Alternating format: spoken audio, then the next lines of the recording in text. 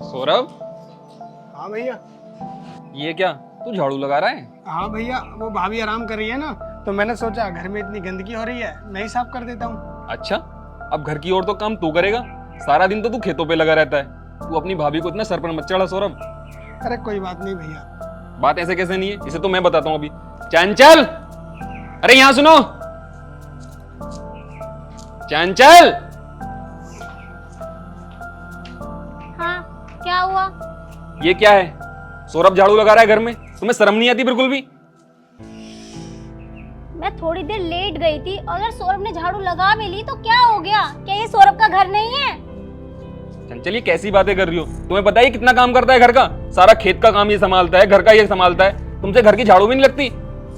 देखो जी, मेरे बस की तो है नहीं इतना काम करना। अच्छा, तो अब तुम्हारी जुबान भी चलने लगी, तो तुम ऐसे नहीं मानोगी। भैया खबरदार जो भाभी पर हाथ उठाओ। अरे अभी तुम्हारी शादी को दिन ही कितने हुए हैं, थोड़े दिन में सब कुछ सीख जाएंगी तो करने लगेंगी। बस बस नाटक मत करो, मैं सब जानती हूँ, तुम सब एक जैसे ही हो। चंचल, तुम कभी नहीं सुधरोगी ना? तुम्हारे लिए तुम्हारा मायका जरूरी है, ससुराल कुछ नहीं। हाँ हाँ है, तो क्या करोगे? कर तो मैं कुछ नहीं सकता, लेकिन तुम्हें तुम्हारे मायके भेज सकता हूँ, क्योंकि तुम्हारे रहते मेरा भाई काम करे, मैं ये सब नहीं देख सकता। अरे भैया, ये तुम कैसी बात कर रहे हो? ऐसी बात नहीं करते। हाँ हाँ जा रही हूँ, मुझे भी यहाँ रहने का कोई शौक नहीं है और डिवोर्स के पेपर भिजवा दूंगी, साइन कर देना। अरे भाभी, ये तुम कैसी बात कर रही हो?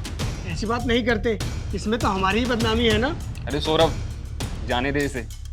जब इसने फैसला कर ही लिया है तो इसे मत रोक, क्योंकि मैं इसे अच्छी तरीके से जानता हूँ, ये कभी नहीं सुधरेगी। और हाँ, जब तुम जा ही रही हो ना, तो वापस कभी लौट कर मत आना।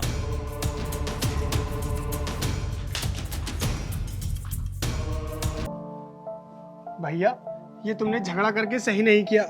अब हो गई ना वो नाराज, कहने लगी ना घर जाने के लिए। सौरभ, बैठ। तू नहीं जानता उसे, तुझे पता है वो ऐसी ही है, गुस्से में किसी की बात नहीं मानती है।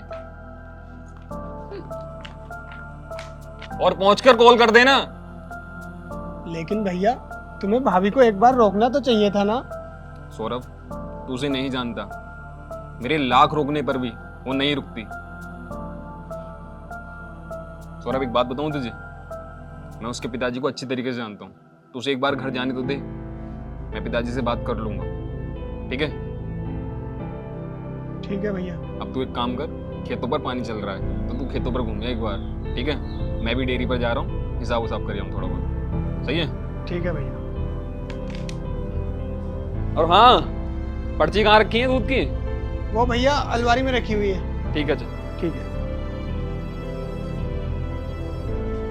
अरे सचिन, हाँ पिताजी।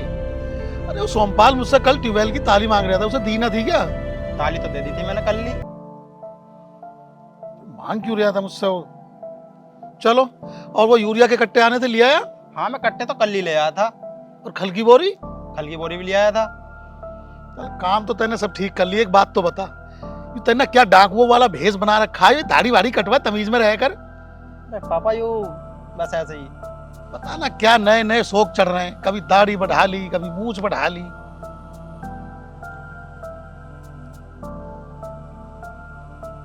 हेलो।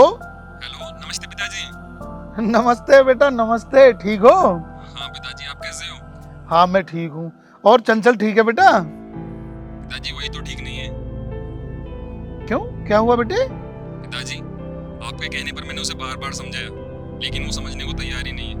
आज तो उसने सारी हदें पार कर दी। क्या बात होगी बेटे, आज क्या हुआ ऐसा?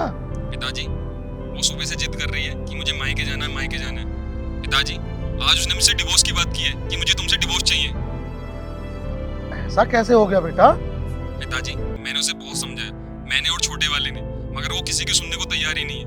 वो आपके यहाँ आ रही है। वो अकेली आई है वहां से? हाँ पिताजी। चलो बेटा, तुम चिंता मत करो, तो वो आ जाएगी तो मैं समझाता हूँ उसे। ठीक है पिताजी। ठीक है बेटे। ठीक है, नमस्ते पिताजी। नमस्ते। ले सचिन, इस लड़की ने भी अपनी ने ना पूरा राड़ा बो रखा है। ऐसा क्या हो गया पिताजी? अरे होना क्या है, उसने दामाद जी से झगड़ा कर लिया सुबह। अभी 4-5 दिन पहले बात हुई थी मेरी दामाद जी से, तो बता रहे थे घर के काम धंधे पे उसका कोई ध्यान नहीं है, सारा दिन सर दर्द का बहाना बना कर लेटी रहती है। मैंने कहा था, मैंने कहा समझा देना, वो बोल भी रहे थे कि समझा दूंगा। भाई हमारे घर की लाडली बेटी है, काम धंधा उसने कम ही करा घर पे। दामाद जी कह रहे थे चलो समझा दूंगा, पर नहीं माननी होगी बात। और आज तो बेटे उसने हद पार कर, डाइवोर्स की बात करके आई है दामाद जी से। कह रही थी कि घर पेपर भिजवा दूंगी, साइन कर दियो। पता क्या होगा इस लड़की का। पिताजी ये सब आपके लाड प्यार का नतीजा है। अगर आप इतना लाड प्यार ना करते ना तो आज हमें ये दिन देखना ना पड़ता। अरे तो मैंने लाड प्यार करके कौन सा गुनाह कर दिया बेटे? हर माँ बाप करते हैं अपनी औलाद से प्यार। पिताजी नमस्ते। नमस्ते। चंचल तू यहाँ? दामाद जी नहीं आए? क्यों पिताजी, मैं अकेले नहीं आ सकती क्या? जब वो आएंगे तभी आ सकती हूँ मैं। हाँ बेटे आ सकती है, बिल्कुल आ सकती है। पर ये बता, ना कोई फोन ना कोई खबर, एकदम अचानक से आ गई तू। और तेरे चेहरे पर मुझे गुस्सा भी लग रहा। कहीं लड़ाई वड़ाई तो नहीं हुई दामाद जी से? बात ही तो हुई है पिताजी, मुझे उस इंसान के साथ 1 मिनट नहीं रहना अब। नहीं रहना? ऐसी क्या बात हुई है बेटे? कुछ पता भी तो चले मुझे। पिताजी आप तो जानते ही हो, आपने मुझे कितने लाड प्यार से पाला है, और उस घर में मेरी जरा सी भी इज्जत नहीं होती, और मुझसे सारा काम करवाते हैं। और इसलिए मैं बोल आई उनसे कि मुझे नहीं रहना तुम्हारे साथ। चंचल ये कैसी अनाप बातें कर रही है तू होश में तो है? हाँ हाँ भैया मैं होश में हूँ। मैंने कह दिया ना मुझे नहीं रहना उनके साथ, तो नहीं रहना। चंचल मैं दामाद जी को अच्छी तरह जानता हूँ, वो बहुत सुलझे हुए इंसान है। वो कभी कोई ऐसी मूर्खतापूर्ण हरकत नहीं कर सकते। जरूर तैने कुछ ना कुछ गड़बड़ करी होगी। हाँ पिताजी मेरी भी सुबह उनसे बात हुई थी, वो भी गलती इसकी बता रहे थे। चंचल यहाँ बेटे, तू इधर बैठ मेरे पास।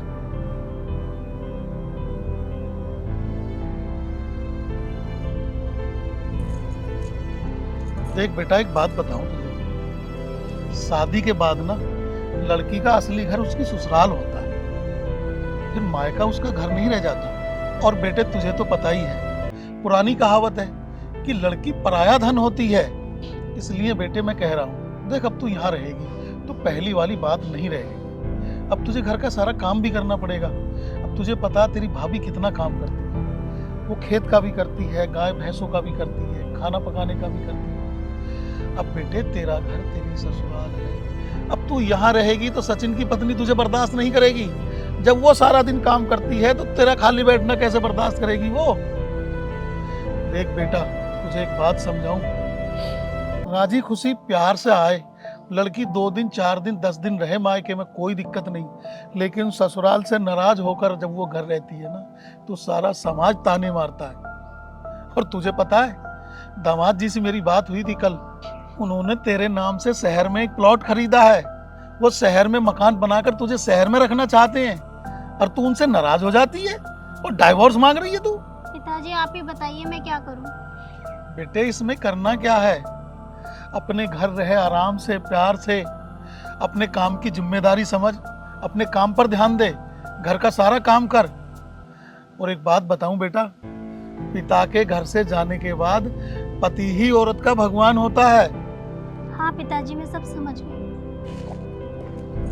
अरे बेटा सुन तो, अब कहाँ जा रही है?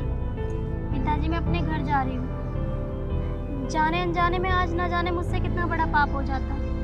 अगर आप मुझे नहीं समझाते तो मुझे तो ये चीज़ कभी समझ ही नहीं आती कि पति का घर ही औरत के लिए सब कुछ होता है। ठीक है बेटे जा, अपना घर बार संभाल। ठीक है। अरे सचिन जा इसे चंचल को बस में बैठा गया।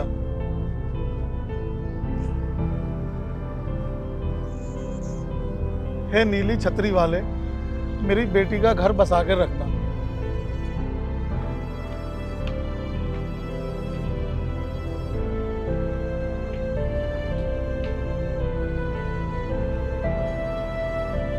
अरे भाभी आप वापिस आ गई? देवर जी मुझे माफ कर दीजिए, सुबह मैंने आपको बहुत बुरा भला कहा। तुम्हारे भैया कहाँ हैं? भैया भैया तो सॉरी, आज के बाद नहीं करूँगी।